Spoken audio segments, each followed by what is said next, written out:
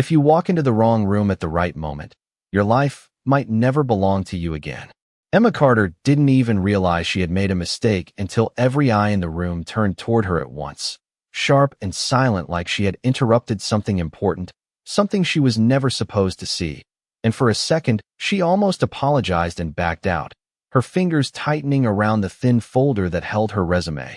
But then someone near the long glass table stood up and said, "She's here."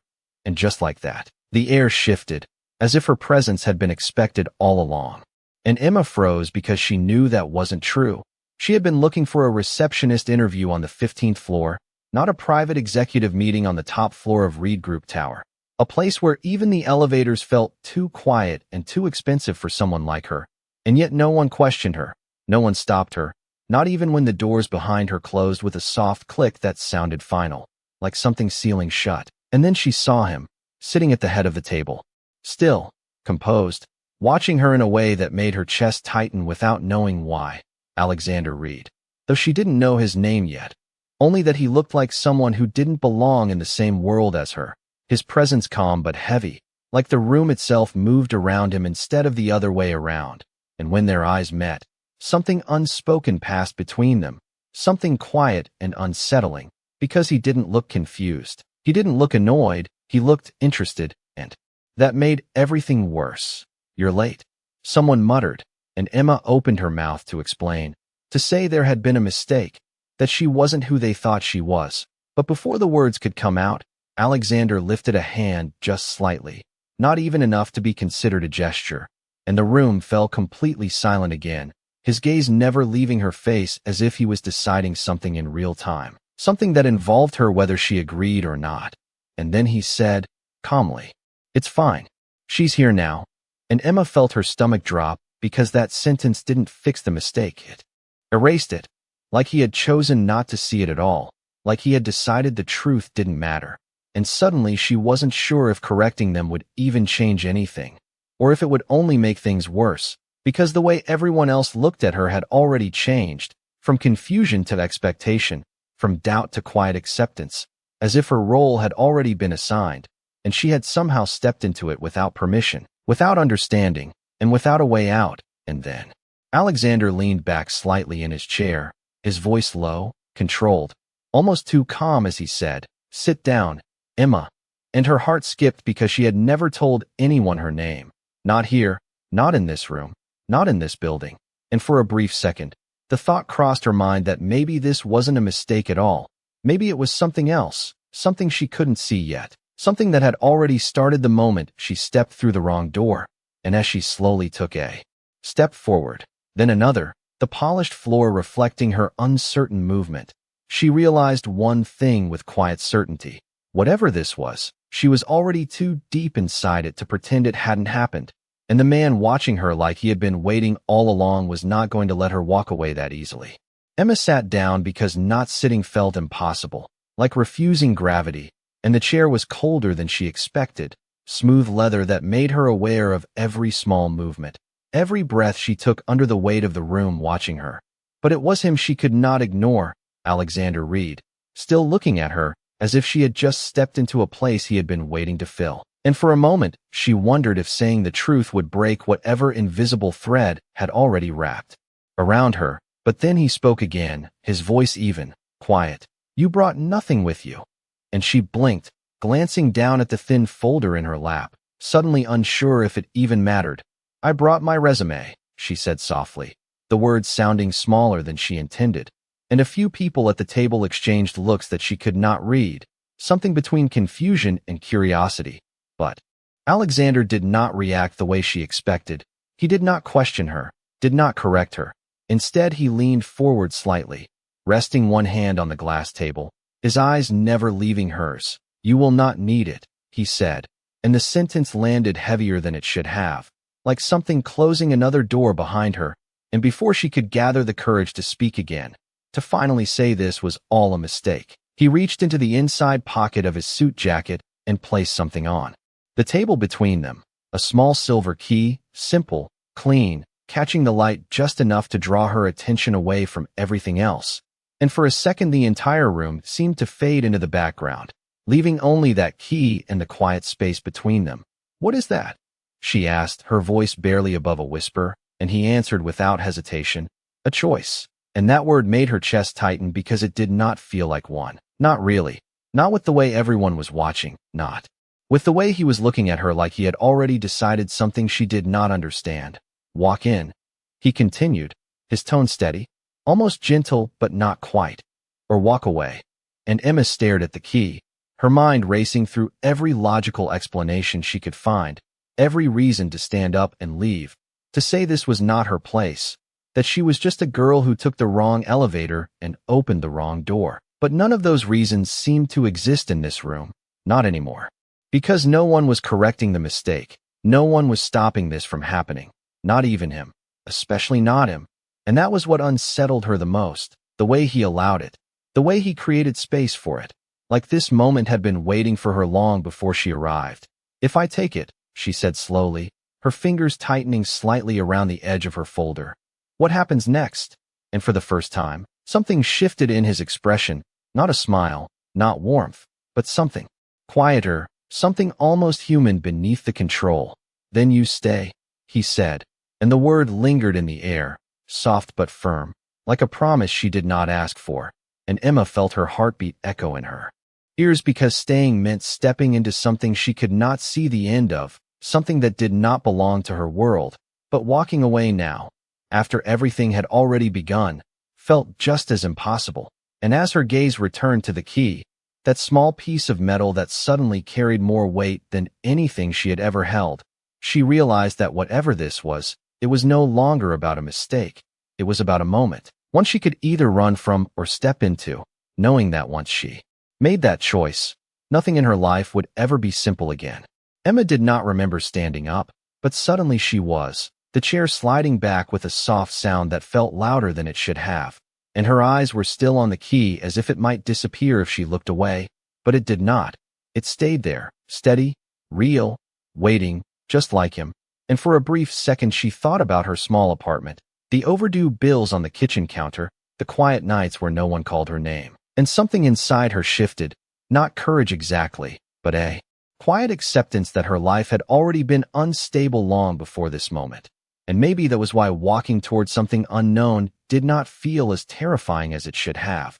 Her fingers reached out slowly, hesitating just above the surface of the glass table, and when she finally picked up the key, it was colder than she expected, solid, undeniable, and the room seemed to exhale all at once, as if a decision had just been made for everyone, not just her. And Alexander watched her, without moving, without interrupting. But there was something in his eyes now, something that had not been there before, something quieter, more focused, like he had just confirmed a possibility he had been testing. "Good," he said simply, and that one word felt like a door closing behind her, and before she could ask anything else, the meeting around them resumed as if nothing unusual had happened. Voices discussing numbers and timelines that blurred together in her ears, because none of it made sense to her. Not the room, not the people, not the man who had just handed her a life she did not understand, and she sat back down slowly, the key still in her hand, pressing lightly into her palm like a reminder that this was real. And after what felt like too long, the meeting ended. One by one the others stood and left, offering polite nods to Alexander, some glancing at Emma with quiet curiosity, but none questioning her presence, until the room was empty except for the two of them. And the silence that followed felt different now, heavier, more personal. And for the first time since she walked in, Emma found her voice. "You know this is a mistake," she said, her tone soft but steady, because she needed to hear him say it, needed him to acknowledge what this was. But Alexander did not look surprised. He did not look defensive. He simply stood up, adjusting his jacket with calm precision before walking around the table toward her, each step measured, unhurried. And when he stopped a few feet away, close enough that she could see the faint tiredness behind his composed expression, he shook his head slightly. "No," he said, and the certainty in his voice made her breath catch. "It is not." And that answer unsettled her more than anything else, because it meant this was intentional, that he had chosen not to correct the situation, that he had chosen her, and she did not understand why. "You do not even know me," she whispered, the words coming out more vulnerable than she wanted. And for a moment he was quiet, as if considering how much to say, and then he replied, "I know enough."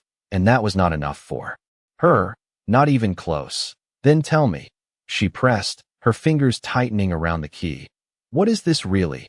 And this time he did not answer immediately, his gaze shifting briefly toward the large windows behind her, the city stretching out below like something distant and unreachable, before returning to her.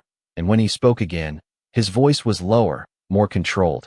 "In 30 days, I am expected to marry someone I did not choose," he said, each word deliberate. "This changes that." And the meaning settled between them slowly, heavy and undeniable, and Emma felt her heart pound because now the truth was clearer, not complete, but clearer. "So I am just replacing her," she said, the realization sharp and uncomfortable, and he did not deny it, not directly. But there was something in the way he looked at her, something that complicated the answer. "You are the one who walked in," he said instead, and that was not an explanation, not really, but it felt like one to him. And Emma stood there, the key in her hand, the weight of his words pressing into her chest, realizing that whatever this arrangement was, it was not just about convenience. It was about control, about timing, about something deeper he was not saying. And for the first time since she stepped into that room, she understood one thing clearly. This was not just a chance, it was a role, and she had already accepted it the moment she chose to stay. The car ride felt longer than it should have, even though the driver said it was only 20 minutes from the tower to the penthouse. But Emma sat quietly in the back seat, her fingers still wrapped around the small silver key like it was the only thing keeping her grounded, and Alexander sat beside her without speaking, his presence calm and distant, as if silence was something he was used to carrying. And she wondered if this was what his life always felt like, quiet in a way that was not, peaceful but empty. And when the car finally stopped, she looked up at the building in front of her, tall and made of glass that reflected the fading light of the evening sky, beautiful but cold, like something you admired from far away but never truly belonged inside. And before she could say anything, Alexander stepped out first, then turned slightly, as if expecting her to follow, not forcing, just waiting. And that somehow made it harder to resist, so she stepped out too, her shoes touching the smooth pavement as she took in a breath that felt thinner than usual. And they entered through a private lobby where everything was quiet. No crowd, no noise, just soft lighting and a sense of distance from the rest of the world. And when the elevator doors closed behind them, Emma noticed there were no buttons, only a scanner that Alexander used without explanation. And as the elevator moved, smooth and almost soundless, she became aware of how far she was being taken, not just physically but into a life she did not understand. And when the doors opened again, it was not into a hallway but directly into a space that felt too large to be called an apartment. The penthouse stretched out in front of her with wide windows, high ceilings, and furniture that looked untouched, perfectly arranged but somehow lifeless. And Emma stepped in slowly, her eyes moving across the room, taking in the details. The clean lines, the absence of clutter, the absence of warmth. And something inside her tightened because it did not feel like a home. It felt like a place someone stayed without ever truly living in it. And Alexander walked past her, setting his jacket down with quiet precision before glancing back. "You can look around," he said, his tone neutral, as if this was just another part of an arrangement. And Emma nodded slightly, though she was not sure what she was supposed to be looking for. And as she moved through the space, her footsteps soft against the floor, she noticed how everything seemed untouched, the kitchen spotless, the living room perfectly arranged. Even the air felt still, like nothing had been disturbed for a long time. And when she reached the large window, she paused, looking out at the city lights beginning to flicker on below, small and distant. And for a moment, she felt like she was floating above everything, disconnected. And then she heard his voice behind her, quieter this time. "It is not what you expected." And she turned slightly, meeting his gaze, unsure how to answer because she had not expected anything at all. "It feels empty," she said honestly, and the words lingered between them longer than she thought they would. But instead of reacting defensively, Alexander simply looked at the space around them, then back at her, and there was something subtle in his expression, something that almost looked like acknowledgement. "It is," he said, And that admission felt more personal than anything else. He had said so far, because it was not about the place, it was about him, and Emma realized then that the silence in this penthouse was not accidental. It was something he had grown used to, something he had accepted.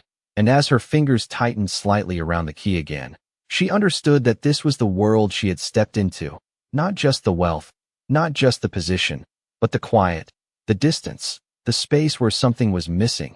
And as she stood there, looking at him, she felt a small, unexpected pull in her chest, not fear this time, but something softer, something that made her wonder what it would take to change the way this place felt, and whether she was meant to be the one who tried. That night did not feel like the beginning of something new. It felt like stepping into a space that had been waiting too long without anyone noticing.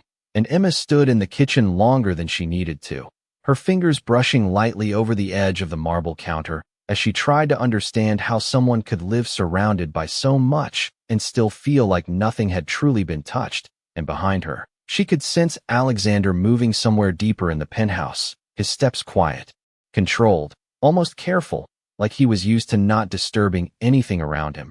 And that detail stayed with her more than anything else, because it was not just the place that was empty, it was the way he existed inside it.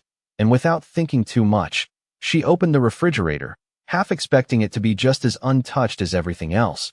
But inside there were a few neatly arranged items, simple, minimal, like someone who did not really eat for comfort, only for necessity. And something in her chest tightened again, not out of pity but recognition, because she knew what it felt like to live without small warmths, without little habits that made a place feel alive.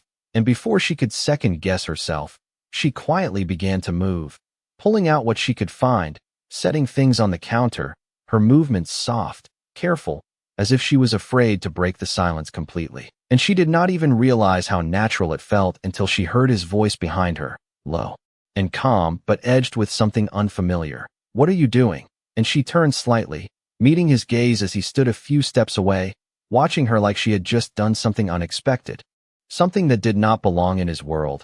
"I thought you might be hungry," she said simply, her tone gentle, like it was the most normal thing in the world. And for a moment he did not respond, his eyes moving from her to the counter, to the small signs of movement she had created in a space that had likely been still for a long time. And something shifted in his expression, subtle but real, like a crack forming in something carefully held together. "You do not have to do that," he said, but there was no sharpness in his voice, only distance, like he was reminding himself more than her. And Emma shook her head slightly, turning back to what she was doing. "I know," she replied softly. "I just wanted to." And that answer seemed to quiet something in him, because he did not argue again. He just stood there for a moment longer before stepping a little closer, not too close, just enough to observe. And the silence between them felt different now, not as cold, not as distant, but something that carried a faint warmth, something fragile that neither of them fully understood yet. And when she finally placed a simple plate in front of him, nothing elaborate, just something warm, something real, she hesitated for a second before saying, "You should eat while it is still warm." And he looked at the plate like it was unfamiliar, like it did not belong in his routine, and then slowly, almost carefully, he sat down, his movements measured, as if he was stepping into something new without fully trusting it. And Emma watched quietly from across the counter, her fingers resting lightly against the surface, still holding the key in her other hand. And when he finally took a bite, there was no immediate reaction, no visible change, but she noticed the smallest shift in his shoulders, the slightest release of tension, and that was enough, because it told her something had reached him, even if he did not say it out loud. And after a moment, he looked up at her, his gaze softer than before, not completely open but no longer distant. "You should not get used to this," he said quietly, and she understood what he meant, not the food, not the moment, but the closeness, the presence, the idea that something here could feel different. And she nodded slowly, though her voice carried a quiet truth he might not have expected. "Then maybe you should not either." And for the first time since she had met him, Alexander did not respond right away, because somewhere between the silence and the small warmth she had brought into his space, something inside him had begun to change, even if neither of them was ready to admit it yet. The next morning did not arrive with noise but with light, soft and pale as it slipped through the tall glass windows. And Emma woke up slowly on a couch she did not remember falling asleep on, a thin blanket draped carefully over her shoulders. And for a moment she stayed still, her fingers brushing the fabric as she tried to understand what felt different, because the space around her was still the same, wide, quiet, untouched. But something in the air had shifted just enough to be noticed. And when she sat up, she saw him across the room, already dressed, already composed, standing near the window with a cup of coffee in his hand, looking out at the city like he had been there for a while, and the distance between them felt smaller than it had the night before, not gone, but softened, like something invisible had been adjusted, and he turned slightly when he sensed her movement, his eyes landing on her with a calm awareness that made her pause. "You stayed," he said, not as a question but as a quiet acknowledgement, and Emma nodded, pulling the blanket a little closer before setting it aside. "I guess I did," she replied, her voice still carrying the trace of sleep, and for a second neither of them spoke again. But the silence no longer felt as empty as before. It felt like something they were both slowly learning to share. And then he placed the coffee cup down and walked toward the table, where a thin stack of papers now rested, clean and deliberate, like everything else in his world. "There are details you need to understand," he said, his tone steady, returning to the structure that seemed to hold him together, and Emma followed his gaze, stepping closer, her curiosity mixing with a quiet hesitation, because she knew this was the part where things became real, defined, less like a strange moment and more like a decision with consequences. And when she picked up the top page, her eyes moved quickly across the words, legal terms, timelines, expectations, and then one line made her stop, her fingers tightening slightly around the paper. "Public appearances required," she read softly, glancing up at him. "So this is not just private." And he shook his head once, calm and certain. "No," he said, "everyone will." "No." And that realization settled heavily in her chest, because this was no longer something she could step in and out of quietly. It was something that would define how the world saw her, how they saw them.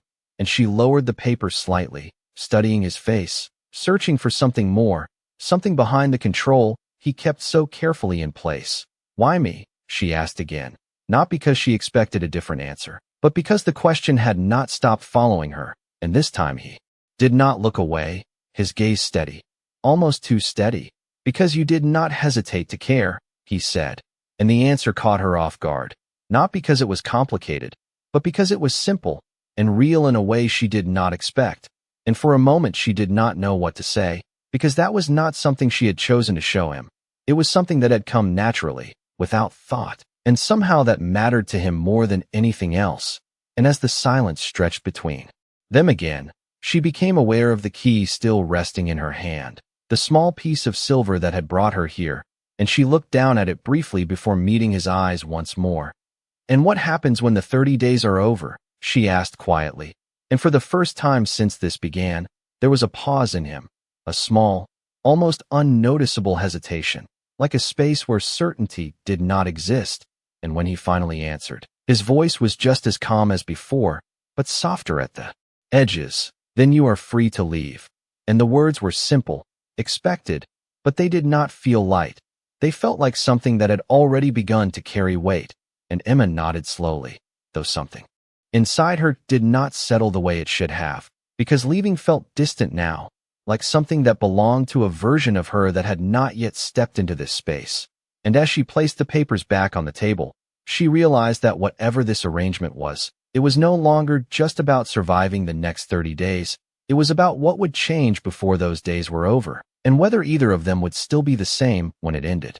By the time the cameras found them, Emma had already learned how to walk beside him without falling out of step, but she had not learned how to disappear under the weight of other people's eyes, and the first public event arrived faster than she expected, a formal charity gala held in a downtown hotel where everything shimmered under soft golden light, where voices blended into polite laughter and quiet judgment. And as the car door opened, she hesitated for half a second, her fingers tightening around the small silver key hidden in her clutch, a habit she had not let go of since that first moment. And then she stepped out, the night air brushing lightly against her skin as flashes of cameras began to follow, sharp bursts of light, that made everything feel too real, too exposed. And beside her, Alexander moved with calm precision, his posture steady, his presence commanding without effort. And when he offered his hand, it was not dramatic, not forced, just a simple gesture. But Emma understood what it meant, so she placed her hand in his, her fingers fitting into his palm with a quiet certainty that surprised her, and together they walked forward, into the lights, into the attention, into a world that did not belong to her. And at first it was manageable, polite greetings, soft smiles, conversations that stayed on the surface, but it did not take long for the shift to come. The subtle change in tone, the lingering looks, the quiet whispers that followed them from one group to another. And then it happened. A woman stepped closer, her smile perfect but her eyes sharp, scanning Emma from head to toe in a way that felt measured and deliberate. "You must be new," she said lightly, though there was nothing light in her voice. And Emma nodded once, keeping her expression calm even as she felt the tension build beneath it. "I am," she replied, her tone gentle, and the woman tilted her head slightly, her gaze flicking briefly to Alexander before returning to Emma. "Interesting timing," she added, the words carrying a meaning that did not need to be explained, and for a moment, Emma felt it. The gap between where she came from and where she stood now, the difference that others could see so clearly, and she was about to respond, to say something that would smooth the moment. But before she could, Alexander's hand shifted, tightening slightly around hers, grounding, steady, and when he spoke, his voice cut through the space with quiet authority. "She is with me," he said, not loud, not aggressive, but firm enough that the air around them changed instantly, and the woman's smile faltered just enough to be noticed before she stepped back, offering a polite nod, and Emma felt the weight of what had just happened settle into her chest. Not just the defense, but the way he had said it, simple, direct, without hesitation. And as they moved forward again, deeper into the room, the whispers did not stop, but they softened, shifted, as if his words had drawn a line no one was willing to cross openly. And for the first time since arriving, Emma allowed herself to breathe a little easier, though her heart was still beating faster than usual. And after a moment, she glanced at him, her voice low, so only he could hear. "You did not have to do that." And he did not look at her immediately, his gaze still forward, focused, but his answer came without delay. "Yes, I did." And something in the way he said it made her pause, because it did not sound like obligation, it sounded like a decision, and that difference mattered more than she expected. And as the night continued, with more eyes, more voices, more moments where she felt the distance between her past and her present stretch thin, she became aware of one thing with quiet clarity. She was no longer standing in this world alone, and whether she understood it or not, Alexander Reed had already chosen to stand beside her in a way that changed everything. The night ended, but the quiet that followed felt heavier than anything that had happened under the lights, and Emma stood by the window of the penthouse again, the city stretching below her like a distant memory, her fingers slowly turning the small silver key in her hand, as if it could give her an answer she had not found yet, because something inside her had shifted after the gala, not just from the whispers or the looks, but from the way Alexander had stood beside her without hesitation, the way he had said she was with him like it meant something real. And that was the part she could not ignore, because it did not match the truth she had been holding on to, that this was only temporary, only an arrangement, only 30 days, and she heard him before she saw him, the quiet sound of his steps approaching, steady, controlled, familiar now in a way that felt dangerous. And when he stopped a few feet behind her, he did not speak immediately, as if he understood that something needed space before words could fill it. And Emma took a slow breath before turning to face him, her expression calm, but her eyes holding something deeper, something unsettled. "Why did you do that tonight?" she asked, her voice soft but clear, and he did not pretend to misunderstand, his gaze steady on hers as he answered. "Because it was necessary." And the answer came too easily, too clean, and she shook her head slightly, taking a small step closer. "No," she said, her tone firmer now. "Not that. Not just that." And for the first time, there was a pause in him, a subtle hesitation that broke through his usual control, and it gave her the courage to continue. "You said I was with you like it mattered," she added, her fingers tightening slightly around the key. "But I was never the one you chose." And the words settled between them, quiet but sharp, because they carried a truth she had tried not to face until now. And Alexander's expression did not change immediately, but something behind. His eyes shifted, something deeper than the calm surface he always showed. "You walked in," he said again, as if repeating it could hold the meaning in place. But this time it was not enough. Not for her. And she shook her head, a small movement but certain. "That is not the same as being chosen," she said softly. And the silence that followed felt heavier than before, because it was no longer just about the arrangement. It was about what had started to grow inside it, something neither of them had planned for. And Emma looked down at the key in her hand, the object that had once felt like a door opening, and now felt like a question she could not answer. And slowly, carefully, she stepped forward until she stood close enough that she could place it back into his hand, her fingers brushing his palm for just a second before pulling away. "I do not want to be here because of a mistake," she said, her voice quieter now, but steady. "I do not want to stay because I happened to walk into the wrong room." And the words were not angry, not accusing, but they carried something more difficult, honesty. And for the first time since this began, she took a step back instead of forward, creating space between them that had not existed before. And Alexander looked down at the key in his hand, then back at her, his expression unreadable but no longer untouched, as if something had finally reached a place he could not ignore. And Emma held his gaze for one more moment before turning slightly toward the door, her heart steady even as something inside her felt like it was breaking quietly, because walking away now felt just as real as stepping in had been. And as she moved, she understood that this was not about leaving the penthouse. It was about refusing to stay in a story where she had never truly been chosen. And behind her, the silence remained, but it was no longer empty. It was waiting for an answer only he could give. Emma reached the door before her courage could change, her hand resting lightly on the handle as she took a slow breath, the kind that felt like it might steady everything inside her even though it did not. And for a moment she closed her eyes, trying to hold on to the version of herself that had walked into this place by accident, because the version standing here now felt different, heavier with something she had not planned to carry. And behind her, the silence shifted, not loud, not sudden, but enough for her to know he had moved. And then his voice came, lower than before, not controlled in the same way. "Emma." And her name sounded different this time, not like a statement, not like an instruction, but like something he was not used to saying out loud. And she paused, her fingers tightening slightly against the door, but not opening it yet. And when she turned back, he was closer than she expected, the distance between them no longer safe, no longer neutral. And in his hand was the key she had returned, the small piece of silver catching the soft light. And for a second neither of them spoke, because whatever needed to be said now could not be hidden behind calm words or careful distance. And when he finally did speak, it was quieter, but more real than anything he had said before. "It was never about the other woman," he said, and the words settled into the space between them slowly, as if they carried more meaning than they revealed.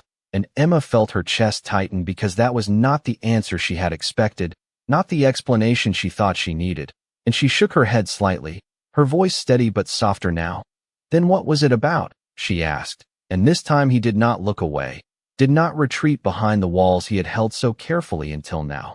"Control," he said simply, and there was no pride in it, no distance, just truth. "I thought if I controlled everything, nothing could hurt me again." And something in his voice shifted on the last words, something almost unguarded, and Emma felt it, the crack she had seen before now opening just enough to understand. And he took a small step closer, not enough to close the space completely, but enough to make the moment impossible to ignore. "You were not part of the plan," he continued, his gaze steady on hers. "You were the interruption." And the word lingered, softer than it sounded, and Emma felt her breath catch, because that was exactly what she had been trying to understand from the beginning, what she meant in a story that had already been written before she arrived. And he lifted the key slightly, holding it between them. "But I did not stop it," he said. "I did not correct it." And now there was something in his voice she had not heard before, not control, not distance, but something closer to confession, because for the first time, "I did not want to." And the words landed quietly, but they carried weight, the kind that changed everything once they were spoken, and Emma looked at him, really looked this time, past the calm exterior, past the power and the control, and saw the part of him that had been hidden behind it all, the part that had been waiting without knowing what it was waiting for. And her voice, when it came, was softer than she intended. "That is still not the same as choosing," she said, "and the truth